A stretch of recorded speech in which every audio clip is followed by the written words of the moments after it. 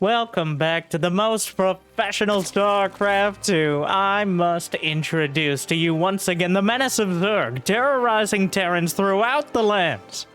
It is the final boss. It's Dark. Up against his tactical Terran counterpart, the last mech Terran in the blue.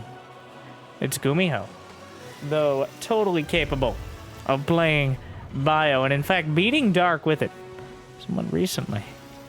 Well, it's a best of 3 here in the Korean StarCraft 2 League community, supported for these top tier players showing up and showing some great games for the fans. Find more info on how to support in the description, which you can access very simply after liking and subscribing. And believe it or not, if we get 1,017 likes on this video, I will cast another series, maybe from the Korean StarCraft 2 League tomorrow or the next day. Or I'm not going to commit to a direct time frame, and I might do it anyways. But thank you guys for tuning in to another match of StarCraft 2. I've got a little bit of something special as well as time goes on here. But I'm looking forward to, yet again, these two facing off. And I think GuMiho and Dark are two of the most creative players of their race. A lot, Zerg and Terran players, the very top tier, are not known so much for their creativity and build orders. I'm looking at you, Cyril. I'm looking at you, Maru. But instead for their reliance on just overwhelmingly precise mechanics. Whereas GuMiho and Dark both are willing to shift their builds a bit in order to try to get an advantage or cater to their particular playstyle. Especially in the case of GuMiho, who isn't the best micro player, I think. Maybe not the best macro. Not that he's bad at all, but that's the difference between like 100% and 97%. But instead, I think it comes from playing so much Mac. Is GuMiho, his tank placement, his timing attacks are inordinately strong and end up doing a lot more damage than I think even players like Dark sometimes expect. Now, when you're up against Dark, though, you have to expect the unexpected. Somewhat paradoxically, as there is already a lair halfway done, he's building a lot of queens. Not that that is a unique thing for Zerg to do, but that is a very quick lair. There is no roach warren. I think there's only one sort of direction we could go with this. And, well, let's see if the network admin is ready. Yeah. The nidus. It begins. GuMiho, I think it's unlikely he's going to scout this in a particularly timely manner. As the Hellions are not really coming across... Well, unless the Reaper just gets in. The Zerglings catch and kill it. Nothing particularly suspicious here either. 28 more Zerglings. There's no vision. Well, this could be a pretty concise game 1. If GuMiho doesn't get some sort of information soon. Nidus is about to begin. There is no vision at all in the main. Well, this is gonna be a bit awkward. Let's go to the GuMiho camp. GuMiho? GuMiho? Uh-oh. Gumi, no! Well, actually, I think maybe he saw it. He was already sieging up a tank in the main. So, here come the queens. We've arrived! They can begin to spread the creep inside the base. So far, it isn't the game-ending attack that Dark may have hoped for. There's another. He just slapped the nidus into the natural. Even the mule trying to get in on the egg. Oh, the queens pop out. Come on! Oh, all your base all belong to Dark. And I don't. He just slapped the nidus down right in his face. The Hellions couldn't kill it in time. 11 SCVs down. The damage is adding up. It's starting to become a little more exponential now, too, as 15 SCVs back into the main. GuMiho struggling to cope here. And at the end of the day, well, he has several tanks. The Queen's fighting the tanks. Kind of an awkward angle, but the Zerglings getting in on the action. The Queens will eventually come up the ramp. Not something they're particularly well known for. Vertically challenged in many cases if they can't circumvent it with a nidus network. But despite well, he might lose the orbital to the double nidus. Why are you like this? Dark, why won't you just play Well, I was about to say 3 CC.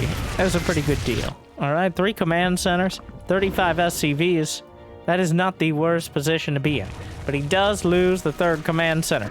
Another nidus in the main. Viking on the deck. Siege tank in range. Should be able to shut that down for now. Double medevac headed back, but of course, the queens can pop right back through the nidus and head on home for the weekend.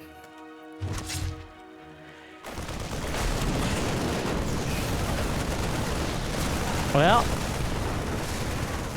this drop is very optimistic. We got stim, we got combat shield in a few seconds here, but already the medevac's taking terrible, terrible damage. One nearly dead. Might be able to get some overlords, I guess, but Dark not even going to be supply block, not even at 108 supply he's currently at.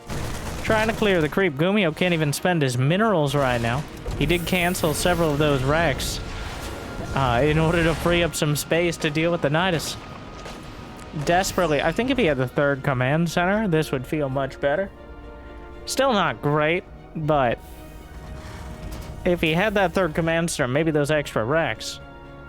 But as it stands, he has to float over what was supposed to be the 3rd CC. And Dark now has 3 bases, going on 4, with 60 drones. So, road speed on the way. It looks like Dark is winding up for the knockout punch here.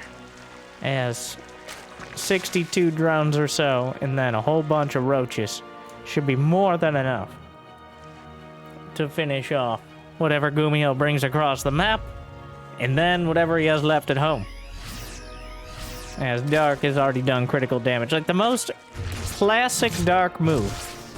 The most obvious one, but then again, it's the final boss. It's like that phase of the boss fight, you know, like when you have to dodge that one hit, but you screw it up.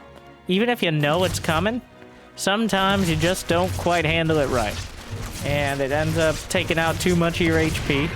And well, here you are. You're not dead, but it's certainly an uphill battle. And even if you make no mistakes, it might not be enough. So GuMiho, if he plays perfectly and Dark makes some significant mistakes, then maybe. But otherwise, well, the 4th base under fire here. Trying to fight directly. Transfuse. Medevac coming up. Siege tank's adding a ton of damage, and 1-1 done on those Marines. And despite the supplies right now, clearly doing a whole lot of damage. Not even trying to pull back on the siege tanks. The Marines just cutting through, slipping and sliding in past the Zerglings, but the Zerglings eventually close the distance. And GuMiho has done good damage. Is it good enough? What does he have at home? A couple siege tanks. The reinforcing nidus on the way. There's 11 queens on the field. Dark only lost 3. Quite impressive considering how this game has gone so far. +2 already started. 4th base rebuild almost before the medevacs had left. Nidus. GuMiho didn't even check the edge of his main. It's pretty much a, if it's in my main, I guess I'm dead anyway situation.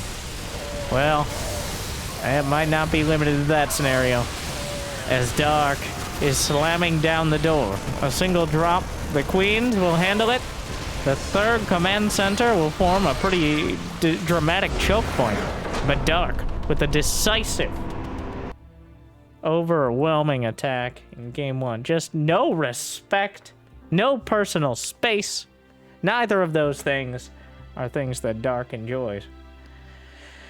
Oh. Well, that was about exactly what we expect out of Dark. And GuMiho, well, maybe it's time to go back. It's been a little bit since we've seen the Gumi cruisers. Where are they? Where's the fusion core? I know it's predictable, but at the same time, it's powerful. The battle cruisers must be respect. I just want more battle cruisers, okay? I'm a Bronze Lake hero at heart. It's just how it is. Everybody likes battle cruisers, except for the Zergs who have to throw their knitting needles at them for a while and till they teleport away with 4 HP.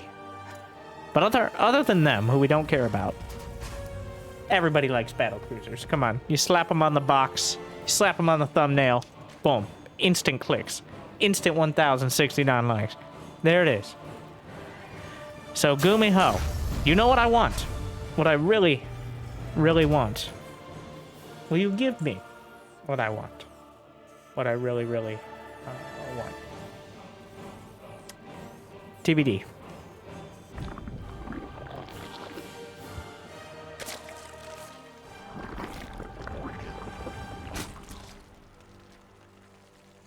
Well, let us see. There's a perverse pleasure in watching Duck. Many of his games look like that. I don't know. It's such a wide variety of the games. Sometimes they're just a walk up and just stomping directly on the head of your opponent. But even the games he ends up losing usually end up pretty dramatic.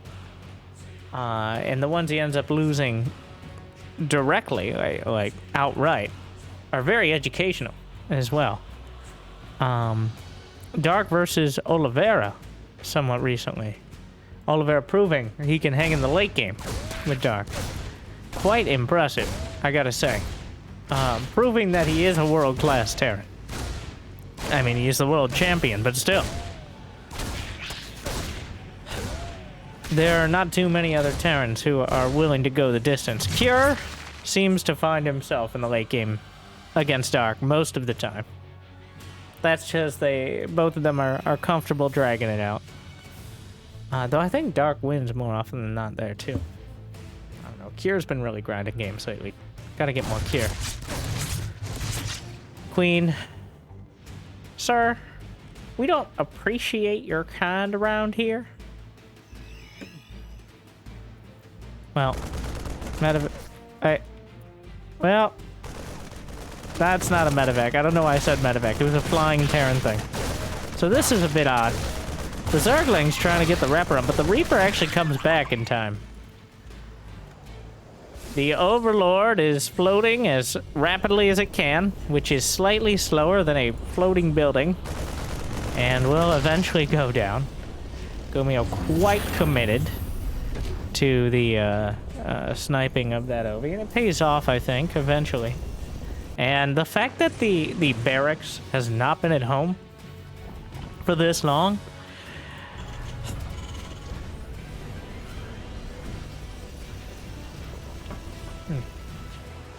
well, that indicates tech. And GuMiho's chosen his tech. He has. Fusion! Core! We're going back to the big battle cruisers. GuMiho taken to the skies. He was holding on to it, but the time has arrived. The mech Terrans have called and GuMiho will answer. But what will be the follow-up as well? He's getting a Banshee to start. Finally, though. Wait, did he actually cancel the Banshee? He canceled it when he saw... Well, maybe he shouldn't have canceled it. There is a Roach Warren out there. Wait, no, he canceled the Roach Warren just to build a bunch of Zerglings. Dark's like, well, if you didn't have a reactor on your barracks... Oh, come on. No, stop that. No, you can't just build Zerglings. It's not... You can't just do that. You can't... That's not very nice. You can't just walk up just because you know he doesn't have a reactor factory nearly as early because he floated his barracks up to deal with... At this point, he probably has a good idea that it's a battlecruiser as well. Adding a spy... Yeah, the timing, like the fact that no starport unit has come out. He's getting Yamato! Well, GuMiho doubling down on the cruisers. So truly, a battlecruiser game. But, unfortunately, the first cruiser is so delayed, and clearly Dark has some idea of what's going on. He jumps to the opposite side of the map. I mean, obviously, but now the question will be, does the flying laser bathtub manage to strafe enough of Dark's economy to justify its existence? Are the queens able to strongly suggest it leave the premises? Targeting down drone. Oh, GuMiho. Gumi, no. Gumi, no. Gumi, no! Calculated. What a genius. Absolutely, like, he calculated from the very start. He knew exactly. He's 2 knitting needles away from death. I can't believe he's coming back anywhere close to the creep. I can't believe he's within earshot of the creep at this stage. Risking the battlecruiser, which costs more than a command center. But it's going to be mech.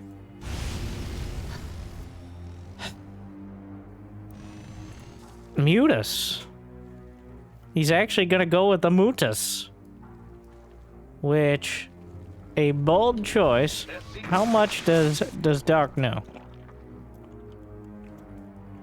Well, he can suspect mech. I don't think he suspects the second cruiser. There's multiple cruisers with Yamato. Well, Mutas are barely going to scratch the paint. And the Yamato has, once it latches on, unless you can teleport or burrow, it's going to hit. It has effectively a limited range in that sense. He can line up a shot on one of those high-energy queens, whips around, blasts away one. And he didn't use the tactical jump. He does jump back to where 4 Mutas are doing a surprising amount of damage. So, the Mutas are forcing out, like I said, from downtown. He's getting an uncomfortably large amount of SCV kills. For someone who built like 4 Mutas. 11 kills. And he loses, you know, I'll go ahead. I'm gonna go out on a limb. I'm gonna put myself out there and say that was worth it. Dark making a mountain out of a Muta hill. 4 Mutas, only loses 1, kills 11 SCVs, forces turrets, the jump back. And, I mean, getting some Hellions. Essentially glorified scouts at this stage, just like the barracks. There is Magfield. Is this? I can't tell if that, like, the siege tanks are gonna pop out correctly or not. I mean, if you actually wall off your tech web, I don't think they can get jammed in there. The barracks actually landed. Yep, those are corruptors. He was trying to latch on the cyclone lock on there, but it didn't pan out. It might actually be the best way to prevent yourself from walling off the tanks. Oh, here comes Dark, though. Quite a significant force here. Trying to roll in on the ground. Bunch of siege tanks in a good spot. No upgrades right now for GuMiho. Just a whole lot of relatively strong units. Magfield Accelerator is about to complete. Finally done, but most of the Cyclones have already been killed. Any Yamato cannons online. One is ready. Another one is technically ready, but the battlecruiser's knocked down. Roaches, Lings, and Ravagers are breaking into the third. Trying to get more damage done. That's not going to be enough to kill the battlecruiser. But Corrosive Bile, via the Corruptor on the high ground, giving the vision, but not enough to kill the siege tanks. More SCVs going to die. On the run, splits pretty well. And overall, even though he's going to lose a few more SCVs, GuMiho going to clean up this attack. There are more roaches on the way across. Dark doesn't have such an incredible economy. He can just throw away units for a handful of SCVs at a time. He does have the 4th. He just built another round of drones. He's doing all this without upgrades at all. He just started 2 evolution chambers. So, infestation pit on the way. But GuMiho actually has +1 mech weapons. He's got 60 SCVs. He's got plenty of mech production. So GuMiho has weathered the onslaught. And I think comes out somewhat, if not ahead, at least in a not terrible position. As he's going to build up that ridiculously strong and efficient mech army. Probably before Dark can get a hive comfortably. Yeah, Yamato lines up, and knocks out a queen. Another targeted by the cruiser. Trying to take it out. Royal blood on royal blood. The queens will fall.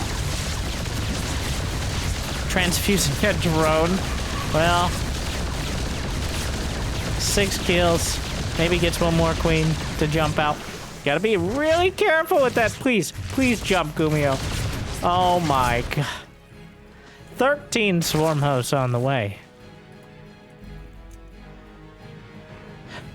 As Dark does not respect. GuMiho is not continuing to build battle cruisers.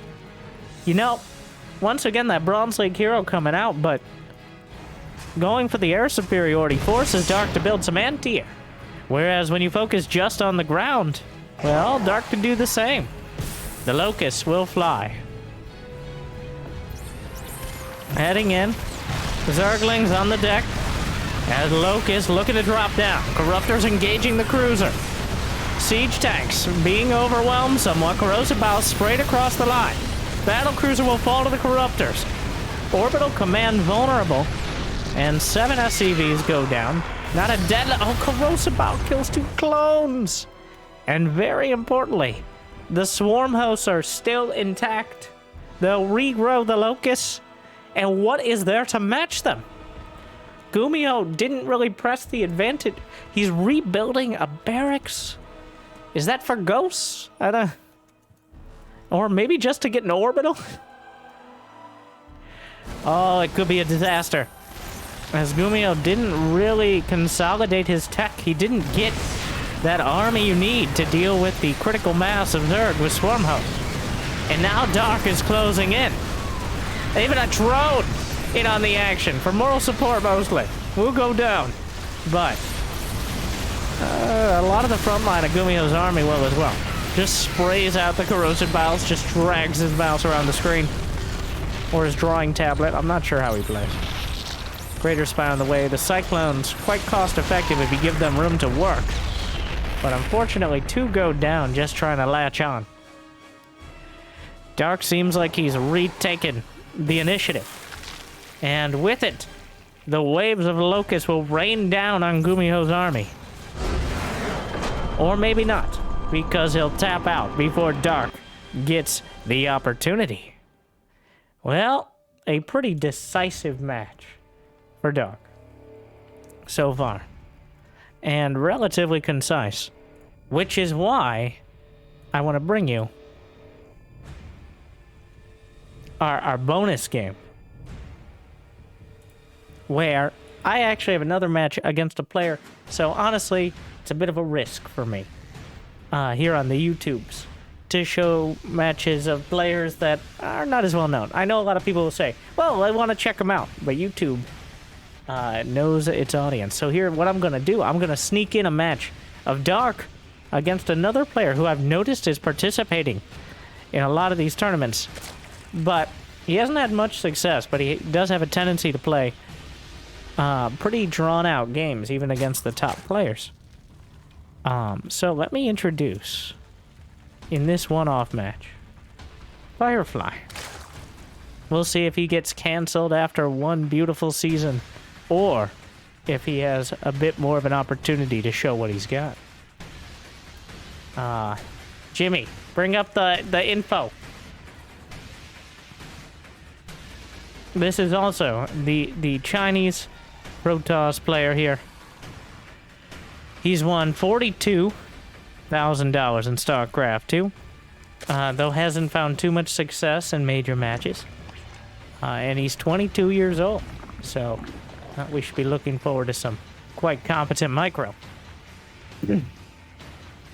But yeah, Firefly. I've noticed him in all these brackets. And he still hasn't found any huge upsets, though who knows here. In big title matches, but he's been on my radar for a while. And also, I'll be honest, I want to show you guys more best of threes, but sometimes those best of threes, like Dark pretty handily beat GuMiho there in 2 games. But YouTube gets upset when people don't watch the videos for more than like 20 minutes, because that's some of the longer series you watch for 20 plus minutes or something like that. So I've wondered how to both avoid spoilers and also kind of show off other games, maybe one-off games. And I think, now, don't let this game skew you, whether it's amazing or not. I think occasionally, if a best of 3 is on the shorter side, adding in another game with at least one of the players of the original series to kind of keep some consistency would be a good balance. Both, so that way you guys don't know exactly how long the games are going to be in the series, and maybe get an opportunity to check out someone new, or a game you probably wouldn't have seen, or I wouldn't be casting otherwise. So give me some feedback on that before this game corrupts your idea. I don't know what happens, but I did notice they were battling it out. So far, a relatively standard Zerg versus Protoss here. We have the Oracle out of the Stargate. Dark with 3 hatcheries and speed on the way. So everything essentially directly out of the textbook at the moment.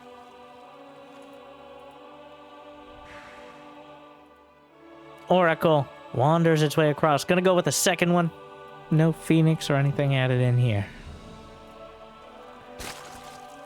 Dark has a tendency against players that maybe has a less respect for to just do some sort of quick and dirty all-in.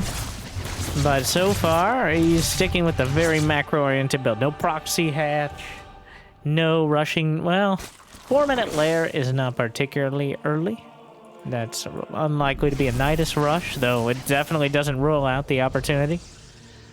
We'll have to keep a lookout for a roach warren, which is the more likely indicator of where Dark is going.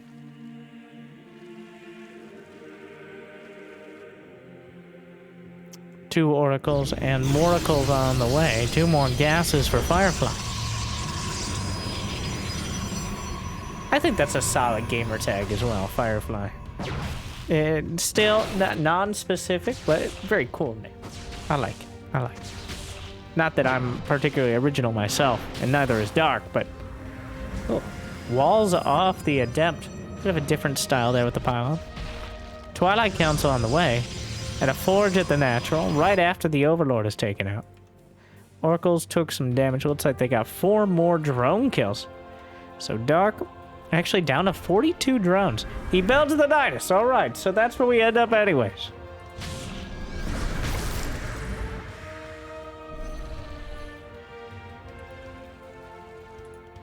A whole bunch of Zerglings. It appears he doesn't care. He doesn't discriminate based on race. You're Terran, you're Protoss. I assume if you're a Zerg sometimes as well. He will slap down a nidus in your base and start spewing creep all over the place. We'll see if the Oracles get an opportunity to scout it. So far, they've seen very little. No revelations or anything. And Dark, he's willing to take the long road. Doesn't have to get into the main when the real value is in, 1, the element of surprise. Oh my god. He's revealed the queens, and he'll spot the nidus via the queens, but there's another much more dramatic way, and here comes Firefly. Okay, well, this is rough. Force field. Okay, nothing to break it. No Ravagers with this, as there's no Roach Warren. That force field will hold for now, but he's breaking through the Cyber Core. A nidus in the main as well. Oh my god, it's a realm. Here we go again. Well, the queens are in the main. Here we are. Another nidus. Oh my, the nidus per minute is growing dramatically. He's gonna deal with the nidus at the front. The Stargate itself may go down. Great positioning on these gateways here. If I didn't know better, and I don't know better, I'd say this was intentional. He's actually kind of walled off his main in a way that the queens can't do the damage. And also it is natural to some extent, not nearly as dramatic of a choke point, but he's still got 51 probes. Those Zerglings are pretty much everywhere. Almost walling off the Stalkers. More Zerglings using the Nexus as a physical force field here.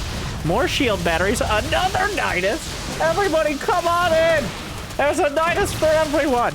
Everything must nidus. That the Zerglings are coming from inside the house. I don't even know if Dark knows where all the Zerglings are right now. Some of them are popping out of niduses at the third base. 12 probes down. Shield batteries out of energy. The probe losses are starting to get real dramatic right now. Dark is all over the base, all over the plethora. Oh my god, the aggressive knitting crew. I've never. There are 3 nidus. Why? That's just gratuitous. I don't even think you go for, like, there's no point in going for the nidus at this point. There's just too many of them. There are 4 worms on the field. He's lost 2, so 6 niduses in a 7-minute game. Firefly has built up quite a decent count. He's got blink and +1. And it looks like he's going to live. And just as dramatically as he entered, Dark is sliced out of the base. Firefly didn't actually end up losing that much. 128 Zerglings down. If only had kept 1 Oracle alive. He can't even rebuild the Oracles because the Stargate died a long time ago. He's trying to blink to take down the creep tumors. Dark still has vision of most of the base because of those creep tumors. He's trying to blink around to deal with this, but Firefly holding on quite strongly for considering how many nidus. You know, once you get about 3 niduses in your base, that's usually when most people tap out. Okay, but Firefly held the line. And for now, ooh, that's optimistic. Yeah, the Zerglings will grab and murder those adepts. 1-1 is on the way for the Zerglings. Baneling Nest as well. Hive Tech. Dark is creep spreading in Firefly's main.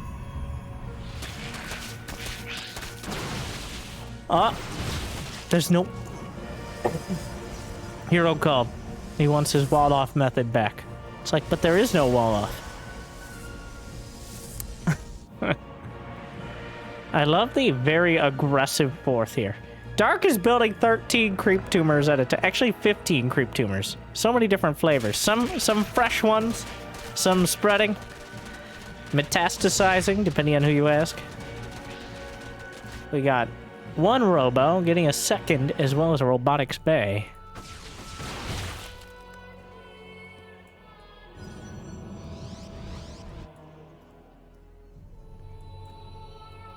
Well, well.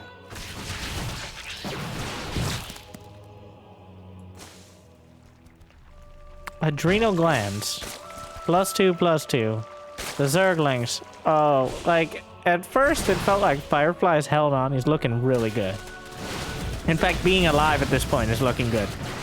But now, it feels like Dark has decided to do a mass Zergling to tournament win challenge. Ultralisk Cavern. Oh my. Well, this is, he's got 82 drones. The thing is, there's a window here. With a couple Colossi coming out. We got +2. No Bane speed. There's a very real window where Firefly has maybe 100 army supply. And he may be able to fight the Zergling army. Oh my god, that's so many Zerglings. He's just, like, Dark is just, it's just Zergling. That's it. That's it. Like, I gotta...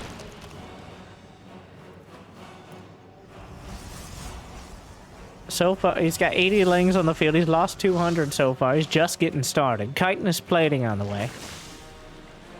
The creep has been cleared off of Firefly's side of the map. I do gotta commend him again. Like, many players would have either left the game or considered it, or immediately counterattacked after that, but Firefly held on. And still has a very real shot. Though, those ultras in production, like, He's going for Colossi, but the Ultras are gonna shrug off those thermal lances. And the Zerglings, once they get 2-2, you require the Colossi. I don't mind the Colossi choice at all. Colossus choice? As it makes a lot of sense here. I think 4 is the number. 4 should be able to melt any number of Zerglings. Not really melt, more like immolate, but, you know. Colossi stepping around. But I'm afraid the Ultras will be a fake Oracle. I like the choice to go for the Oracle, though. Like, instead of just the Phoenix. But that's just... Here come the Ultras. They're on the creep. They bust down the force field! Oh my god, it's dark, open up. Wow, they're so tiny. But it doesn't matter, they're massive enough to knock down the force fields. The one thing holding the Zerg back. That and the fact that Ultras really aren't that amazing against upgraded Stalkers. It really looked like it was going to be more than that. Firefly, once again, solid hold. I'm just like defaulting to Dark's going to win, but I don't actually know that. I'm just assuming it. Don't recall it. Don't do it. Don't. He got it out. Wait, did he? No. One, he lost it. And also, like, you just get a feeling for when Protoss are going to waste their recall. It is, it's part of playing Protoss at the professional level is recalling units that are, 1, probably going to die, and 2, definitely aren't worth it. I don't know if 1 disruptor was going to make the difference, but now without that option, it's going to be very hard for Firefly to get aggressive at all. The Colossi are giving a hot stone massage to the Ultralisks. The Ultras have had enough, but can't quite close the distance here. Shield battery overcharged. Zerglings just deal with the battery directly. Ultras trying to jam themselves in. Colossi holding for now. Immortals at the natural, but the Zerglings close in and rip them to shreds. And Firefly, it keeps looking bad, but his army is getting larger and larger and rivaling the army supply of Dark. And Dark's army is mostly Ultras and, well, he has 16 queens. Most of those queens veterans from the earlier battle. Wait, that's not a changeling, that's a real zealot. What? Guys, hello? Hello? Zealot gets taken out, but this is a real army here. +3 melee is about to complete. That seems to be what Dark is waiting on here. And also, you know, Banelings in every single base. Probes are chasing the Banelings. Well, ooh, 20 probes. And also the Cyber Core. Dark has decided he doesn't want to fight this army directly, so he just won't. The Zerglings! Oh my god!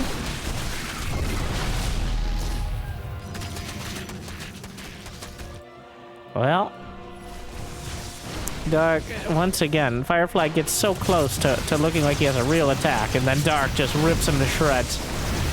The hero-less, the queens, forward! And the Ultras are tanking the damage of the Archons. Without the Archons, the Zerglings get underneath everything else. And the Ultras, well, they're trying to figure out what to do. 1 or 2 Archons is not enough. A nidus to force field. Dark, like Firefly, is a top-tier player, but Dark is the final boss. And he's showing it there. Really fun match, but clearly Dark kind of playing with his food a bit. Though hopefully you enjoyed the bonus match there. I do plan on doing a little more of that. Though I won't tell you which matches beforehand. I intentionally did that. And I think I'll try to avoid it in the future, just for those of you. I know spoilers, just based on the time of the video and all that, are kind of annoying. So we're testing out new things. And always good to mix it up. So 1,069 likes, and maybe we'll try another. And maybe we'll keep a lookout for Firefly. I think it could be a good match for someone like maybe GuMiho or someone to watch. But I hope I made your day a little bit better. Thank you for watching. Check out the Korean StarCraft 2 League. Good luck, have fun. See you next time. Stay tuned.